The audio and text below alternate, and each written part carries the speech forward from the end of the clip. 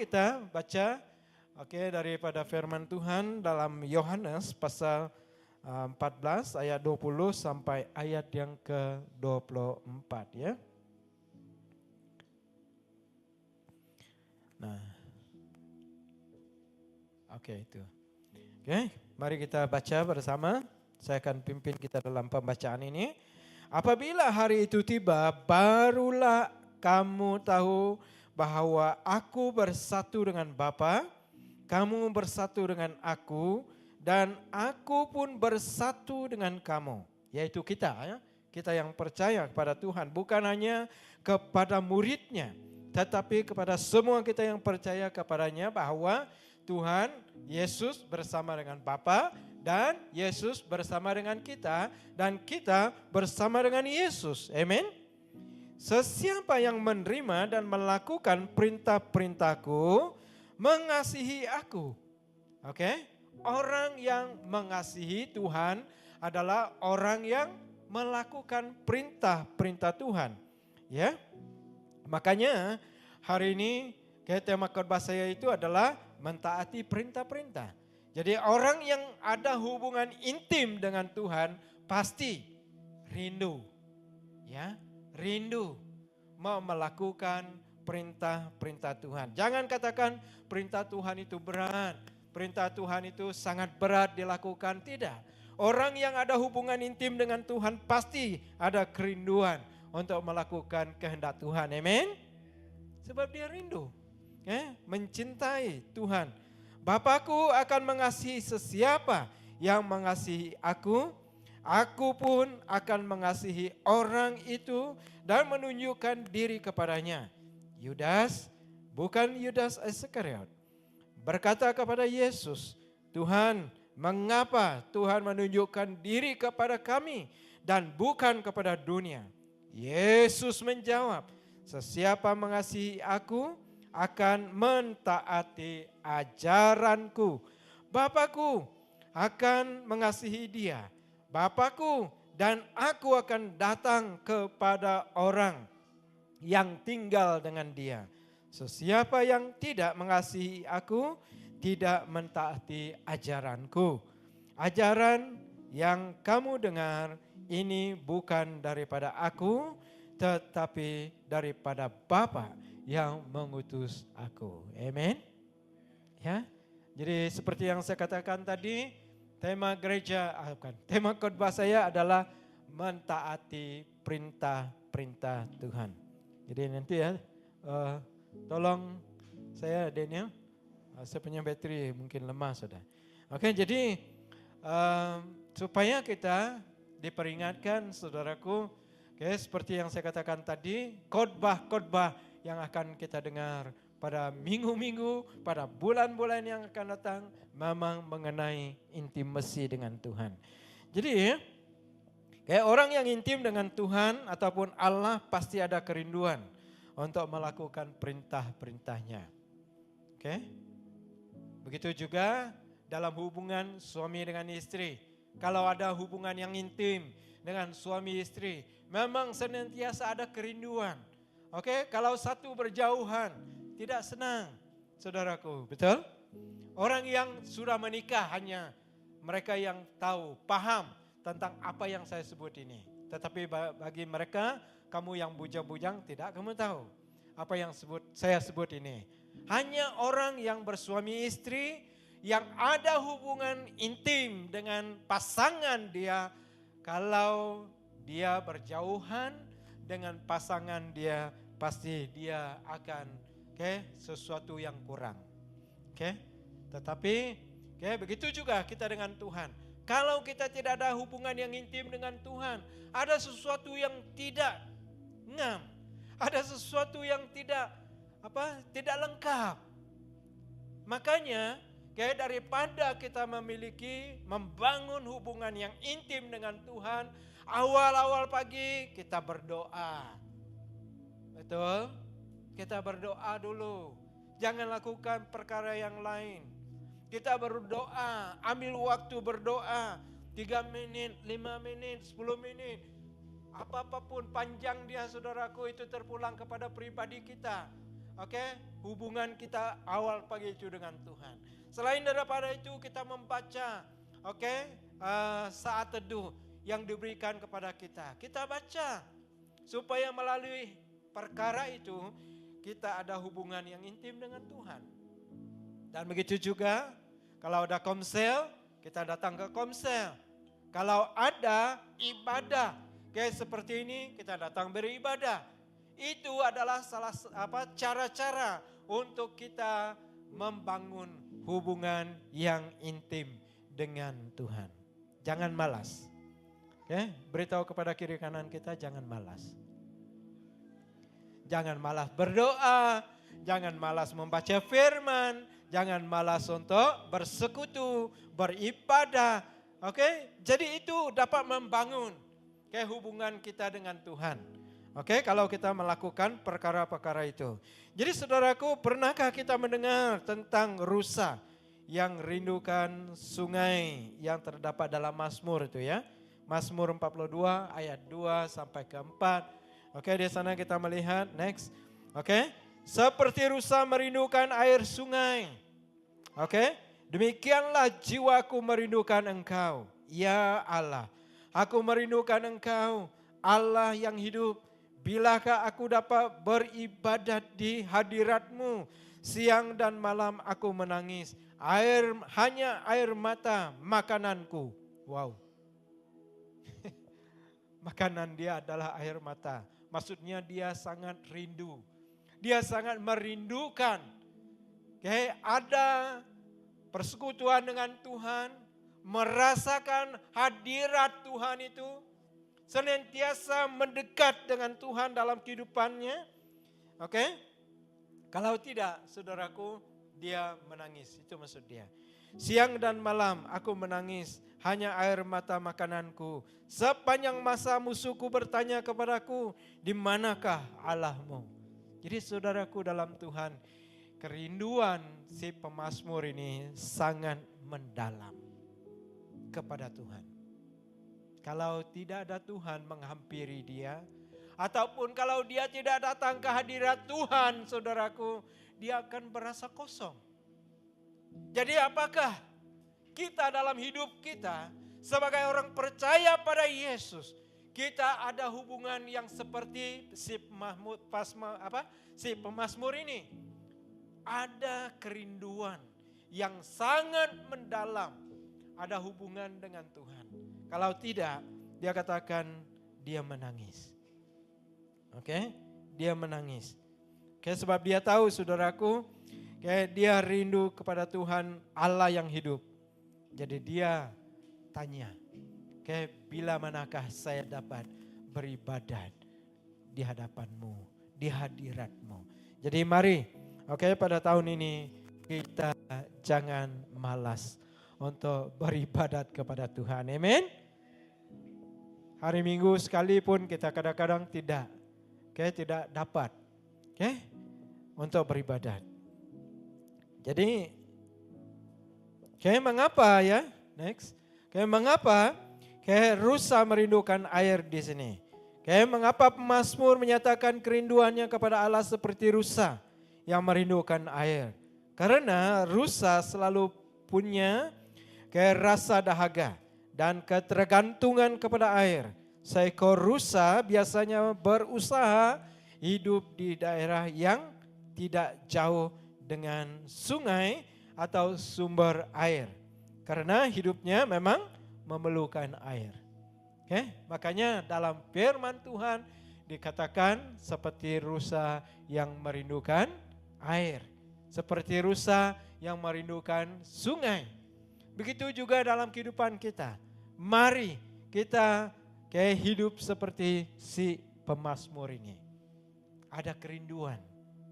Sebelum kita minum, apa rasa kita? Dahaga kan?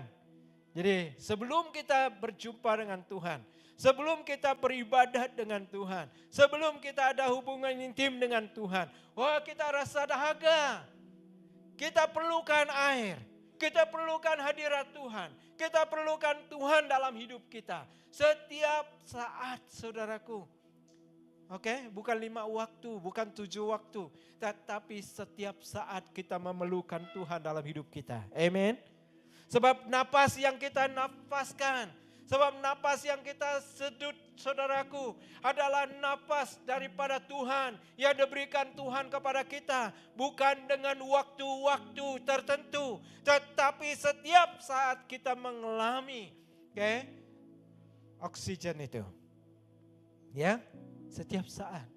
Jadi marilah kita bersyukur kepada Tuhan setiap saat. Bukan hari Minggu saja. Bukan masa waktu kita senang. Bukan waktu kita sehat. Tetapi mari kita bersyukur kepada Tuhan.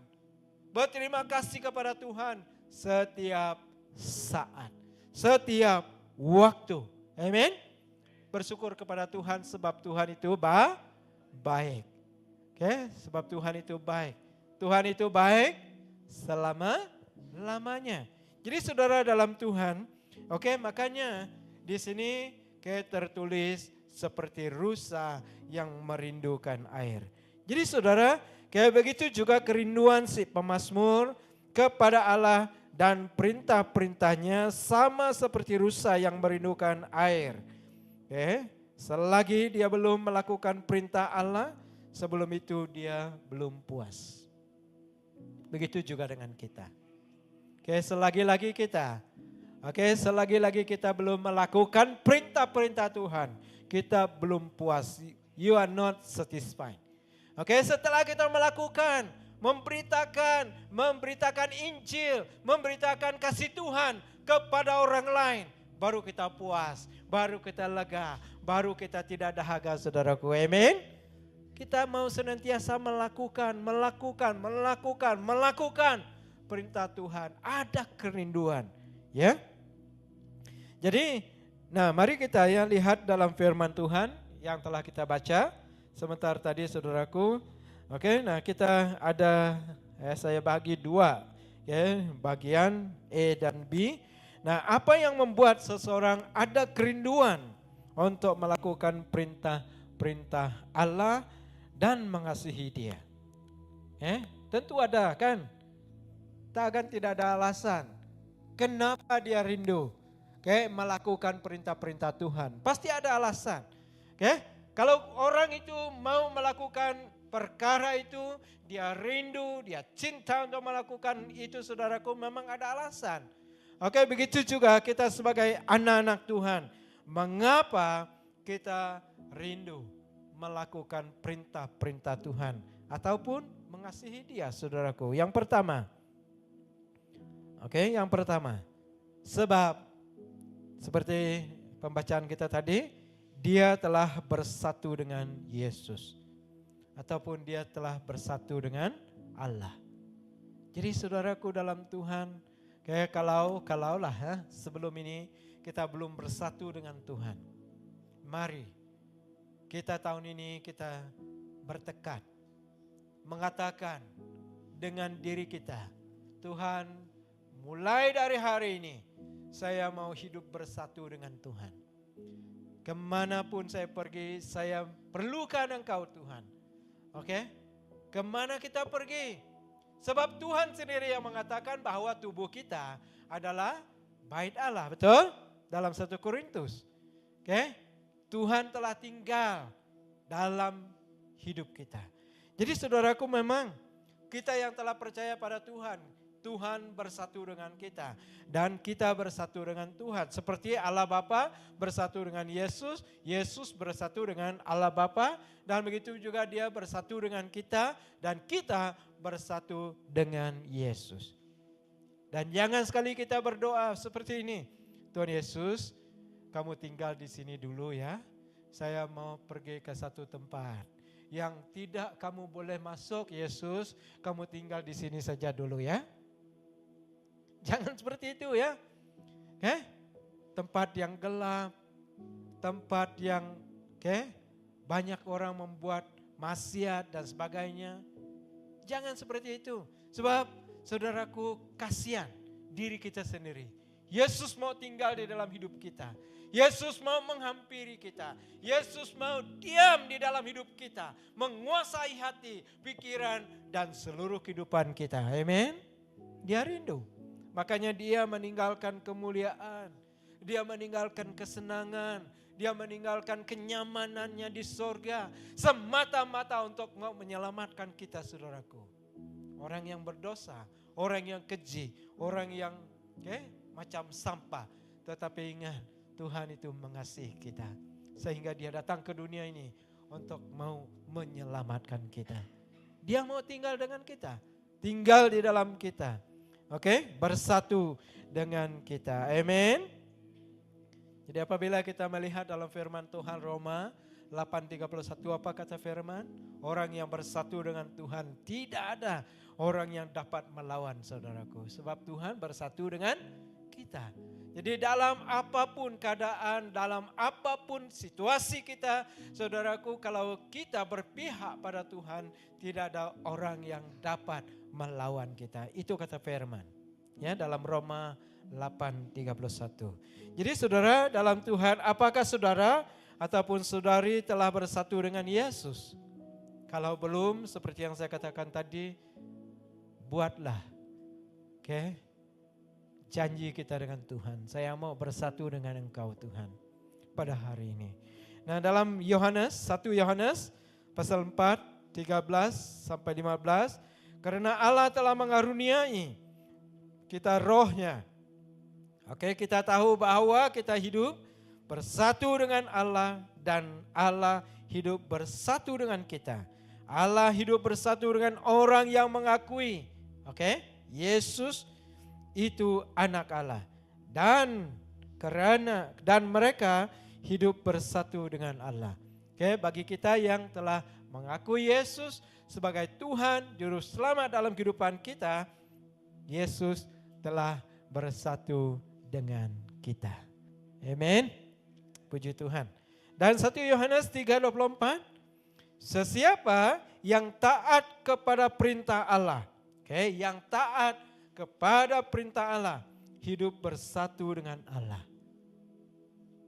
For those who obey the word of God, dia hidup bersatu dengan Tuhan. Dan Allah hidup bersatu dengan dia.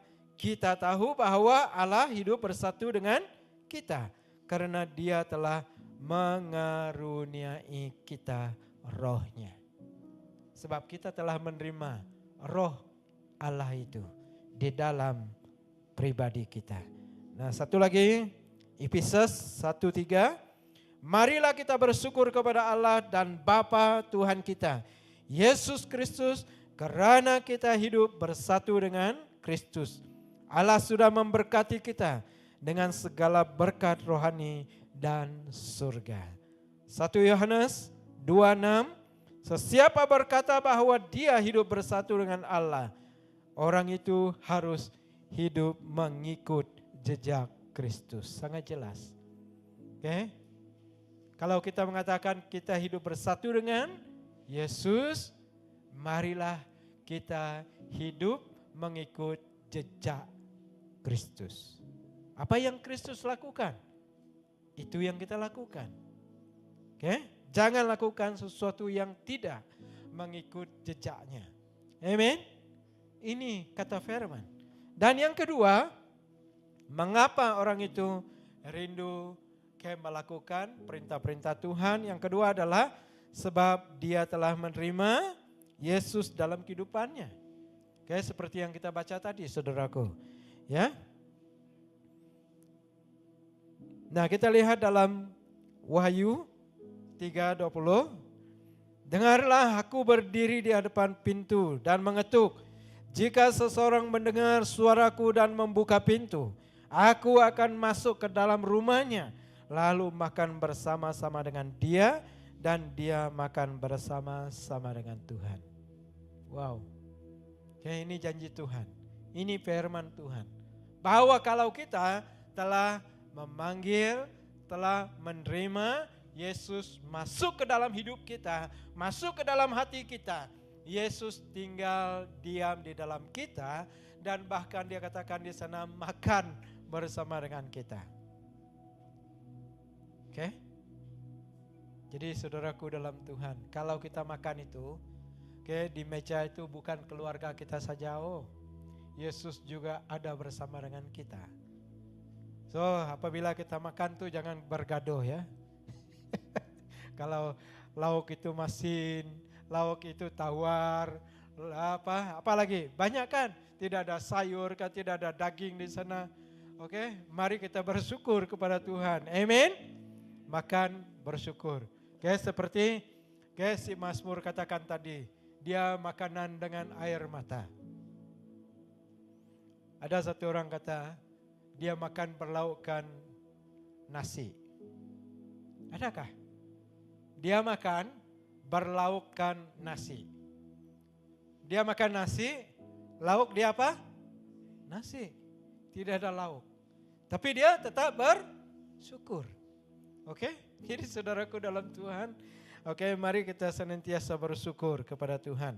Nah, Yohanes 1, 12 dan 13, tetapi kepada mereka yang menyambut dia dan percaya kepadanya, kepada Yesus, mereka diberikan hak, kuasa menjadi anak Allah. Mereka menjadi anak Allah bukan dengan jalan dilahirkan oleh manusia, tetapi Allah sendiri menjadikan mereka anak-anaknya. So, kita adalah anak-anak Tuhan. Oke, beritahu kepada kiri kanan kita, kamu anak Tuhan. Oke, kalau pada saat ini kamu tidak ada bapak, tidak ada emak bersama dengan kamu, ingat kamu adalah anak-anak Tuhan. Tuhan sebagai ibu, sebagai bapak kita. Sebab kita adalah anak-anak yang dijadikan Tuhan sendiri. Menjadi anak-anak Dia. Itu yang kedua. Mengapa kita rindu melakukan perintah-perintah Tuhan. Yang pertama tadi apa?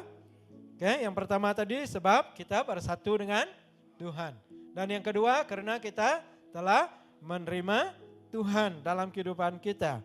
Dan yang ketiga sebab kita mengasihi Allah dengan sepenuhnya.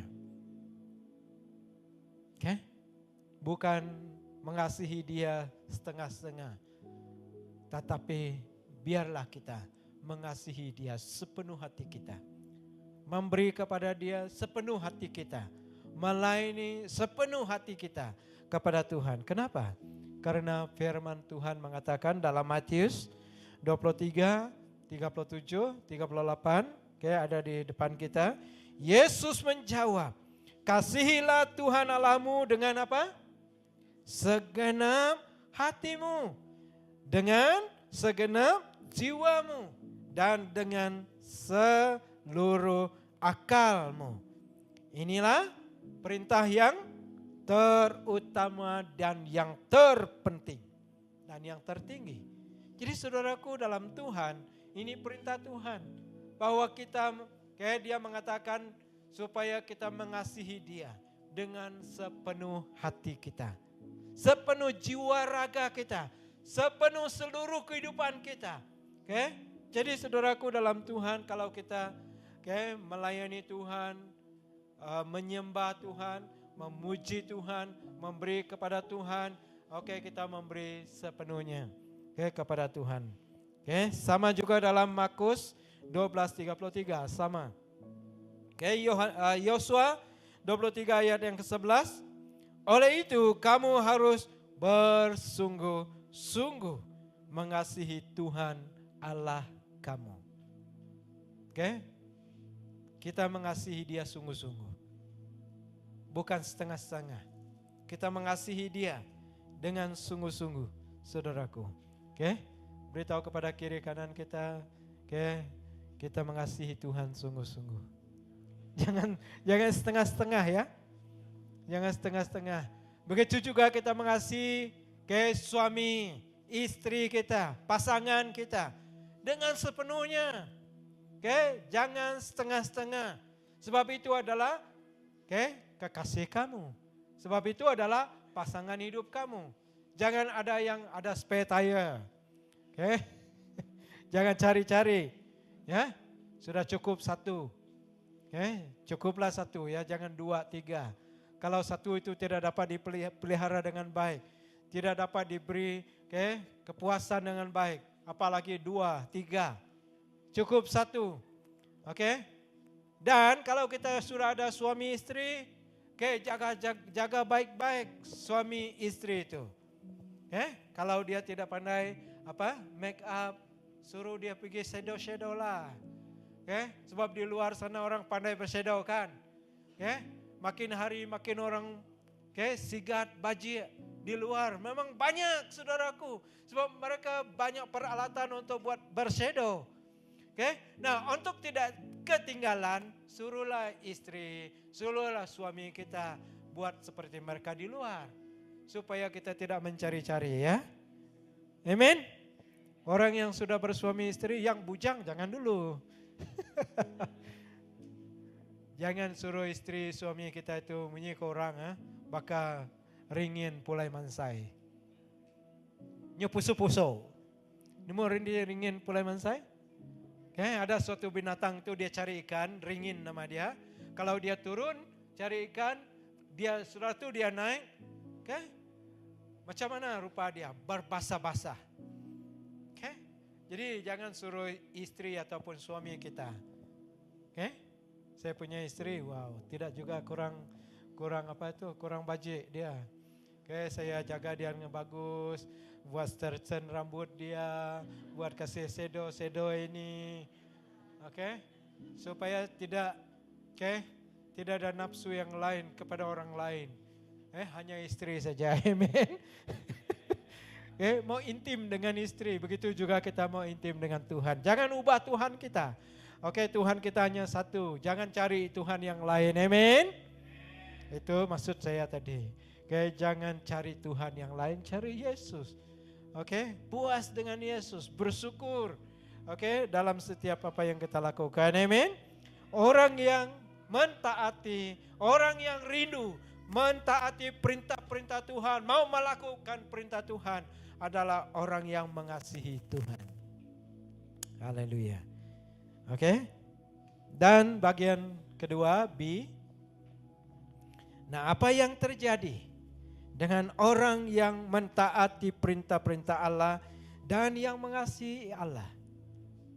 Apa yang terjadi dengan mereka? Pasti ada ganjaran.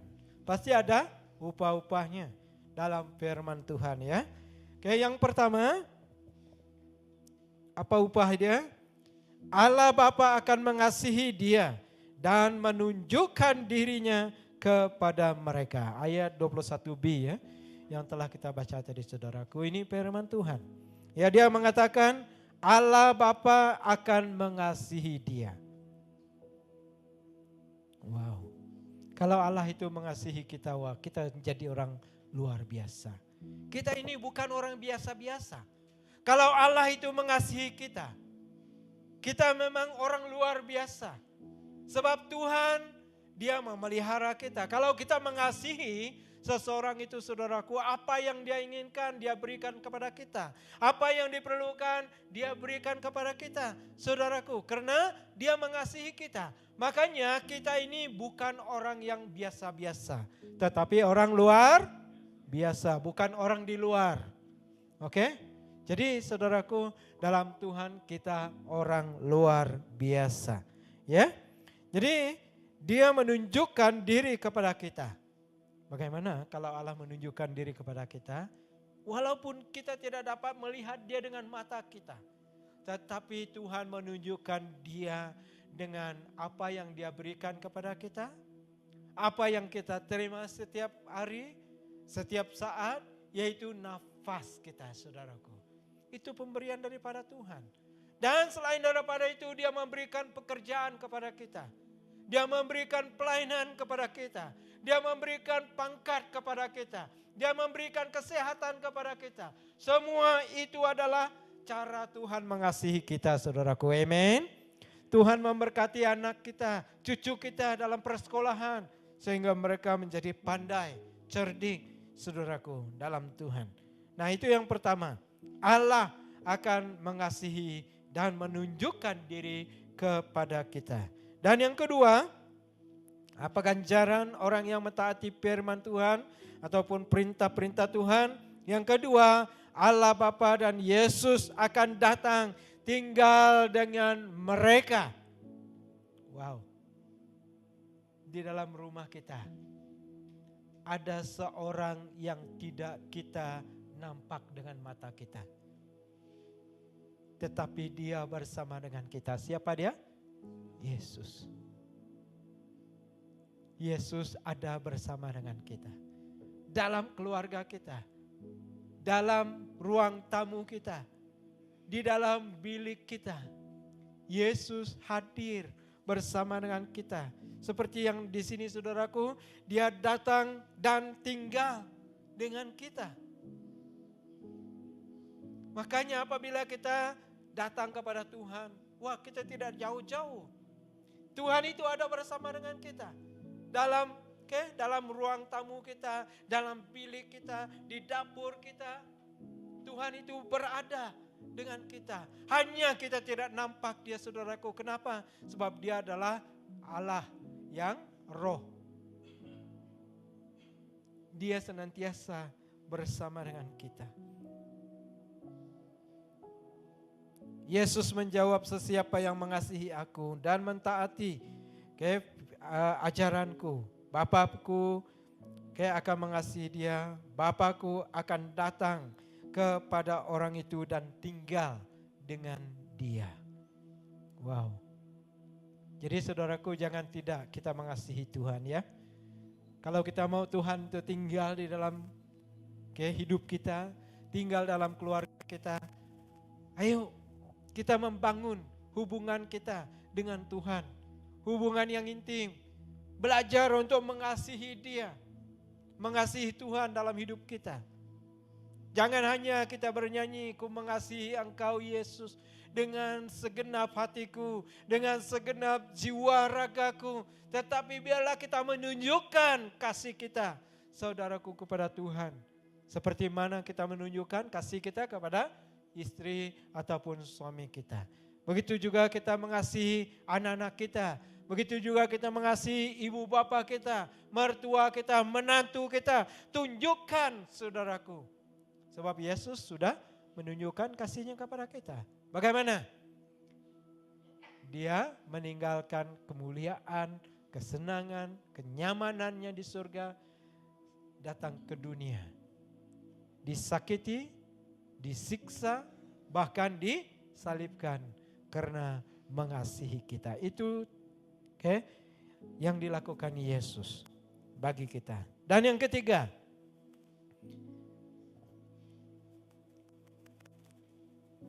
apa yang dilakukan Tuhan bagi kita? Kita akan dikenal oleh Allah. 1 Korintus 8 ayat yang ketiga. Tetapi orang yang mengasihi Allah dikenal oleh Allah. Wow, Tuhan mengenal kita. Ada satu lagu itu kan, mengenal. Allah itu mengenal kita lebih daripada siapapun yang mengenal kita. Mungkin bapak kita, ibu kita tidak mengenal kita sepenuhnya. Tetapi Tuhan saudaraku, dia mengenal kita lebih daripada siapapun. Ada lagu itu kan? Dia mengenal siapa kita. Jadi kita sebagai orang percaya pada Tuhan, kita sungguh bangga. Kita sungguh bahagia sebab Yesus mengenal siapa kita. Mungkin orang dalam dunia ini, dalam keluarga kita, dalam masyarakat kita, orang tidak mengenal kita saudaraku. Orang hanya mengenal kita kita ini orang jahat, kita orang ini orang keji, kita ini sampah masyarakat. Tetapi Tuhan mengenal siapa kita yang sebenarnya. Kalau kita mengasihi Tuhan, Tuhan mengenal kita. saudaraku, anak-anak ya, di Kenosis, Tuhan mengenal kamu. Sungguh-sungguh Dia mengenal kamu. Siapa kamu? Bila mana kamu dicipta? Dia tahu. Jadi jangan sia-siakan hidup. Taatilah perintah Tuhan. Taatilah firman Tuhan yang disuruhkan untuk kita lakukan. Saya sangat bangga karena Tuhan mengenal saya. Apakah kamu bangga kalau Tuhan mengenal saudara? He knows what we want, we need. Dia tahu apa yang kita perlukan, apa yang kita maukan. Jadi saudaraku dalam Tuhan, mari kita mentaati perintah-perintah Tuhan. Dan yang keempat, apa upahnya orang yang mentaati perintah? Kita akan diberkati oleh Allah. Dalam Efesus 6 ayat yang ke-24. Semoga Allah memberkati semua orang yang mengasihi Tuhan kita Yesus Kristus dengan kasih yang tidak kunjung padam. The love of God tidak pernah putus, tidak pernah padam. Tetapi kasih Tuhan itu terus menerus dalam hidup kita. Makanya kita sangat rindukan melakukan perintah Tuhan. Makanya saudaraku, kita sangat rindu datang ke hadirat Tuhan. Menyembah, memuji Dia. Sebab Dia memberkati kita.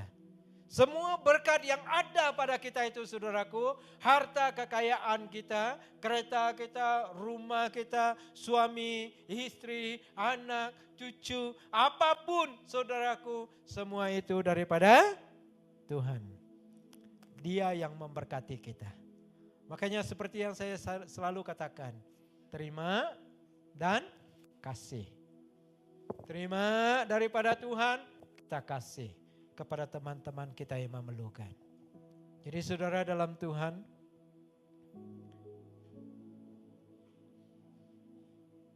saya beritahu kepada Hina Daniel tadi, mungkin dia lupa. Ada teman kita yang ada rumah hangus kan, dia sap. Mungkin nanti kita ada mengumpul uang, selepas ataupun sebelum taman ibadah kita boleh kumpul. Apa saja yang kamu beri? Nanti kita mungkin kita beli sesuatu barang, barang dapur ataupun kalau kamu tidak ada uang, kamu ada beras di rumah, ataupun baju pakaian yang masih bagus, boleh kita kumpulkan, nanti kita hantar kepada mereka. Boleh itu. Itu daripada Ibu Rebecca, kampung ibu kamu kan, istri itu Jackson, kampung ibu kepada Rebecca. Jadi boleh kita bantu mereka ya. Jadi apa saja yang kita mau beri yang terbaik. Jadi saudaraku, berkat itu datang daripada Tuhan dan kita mau kongsikan berkat kepada teman-teman kita. Sebab berkat Tuhan itu tidak kunjung padam. Dan yang kelima, orang yang mentaati perintah Tuhan, Allah akan menyelamatkan dia. Ataupun Allah akan menyelamatkan kita. Dalam Mazmur 91 ayat ke-14, firman Allah, orang yang mengasihi aku akan kuselamatkan. Orang yang mengakui aku sebagai Tuhan akan kupelihara. Wow. Tuhan akan menyelamatkan, Tuhan akan memelihara kita. Jadi apabila kita melayani Tuhan, inilah yang diberikan Tuhan kepada kita. Dia akan menyelamatkan dan Dia akan memelihara kita. Dan yang keenam, Allah akan menepati perjanjiannya dan senantiasa menunjukkan kasih-Nya kepada 1000 generasi kita. Ini kata firman. Wow, banyak kan? 1000 generasi kita. Dalam Ulangan pasal yang ke-7 ayat ke-9. Ingatlah bahwa Tuhan Allah kamu satu-satunya Allah dan Dia setia. Dia akan menepati perjanjiannya dan senantiasa menunjukkan kasih-Nya kepada 1000 generasi orang yang mengasihi Dia. Amin. Dan yang taat kepada hukuman-Nya. Tuhan memberkati, memelihara, menunjukkan kasih-Nya kepada orang yang mengasihi Dia. Berapa ribu tadi? 1000 generasi kita. Sangat banyak kan? Puji Tuhan. Ini kata firman ya. Dan yang terakhir, yang ke-7, upah ataupun ganjaran orang yang mentaati perintah Tuhan, kita akan diakui oleh Allah sebagai anak-anaknya.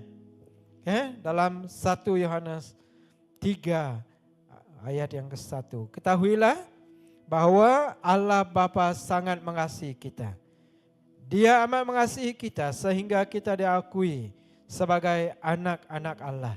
Dan memang kita anak-anak Allah, itulah sebabnya dunia ini tidak mengenal kita. Karena dunia tidak mengenal Allah. Dan banyak lagi saudaraku. Berkat janji Allah. Apa yang akan diberikan kepada kita jika kita mentaati perintah-perintahnya. Amin. Jadi sebagai orang yang ada hubungan intim dengan Tuhan, ya kita rindu melakukan perintah-perintahnya. Kesimpulan, mari kita bersama-sama berkomitmen untuk mentaati perintah-perintah Allah seperti khotbah hari ini. Sebab tidak ada kerugian bagi kita untuk melakukan perintah-perintah Tuhan. Bagi orang yang ada hubungan yang intim dengan Allah, pasti ada kerinduan untuk mentaati perintah-perintah Allah dalam kehidupannya. Saya sebagai pastor gereja BM Honobil sangat berbesar hati melihat semua jemaat Tuhan di sini bersama-sama membangun hubungan intim dengan Tuhan, supaya setiap kita semakin hari semakin bertumbuh dalam iman dan menghasilkan buah-buah roh dalam Tuhan seperti yang terdapat dalam Galatia 5:23 sampai 26. Saya baca di sini ya. Sebaliknya, inilah hasilnya. Kita orang yang dipimpin oleh Roh Allah. Mereka saling mengasihi, bersukacita, hidup rukun, sabar, berbudi, baik hati, setia, rendah hati, dan dapat mengawal diri. Tidak ada hukum yang melarang perkara-perkara ini. Seperti itu. Demikianlah orang yang menjadi milik Kristus Yesus sudah mematikan tabiat manusia dengan segala nafsu dan keinginannya. Roh Allah telah memberikan hidup baru kepada kita. Oleh itu, Dia juga harus menguasai hidup kita. Kita tidak boleh menjadi sombong atau saling menyakiti hati ataupun iri hati terhadap satu sama lain.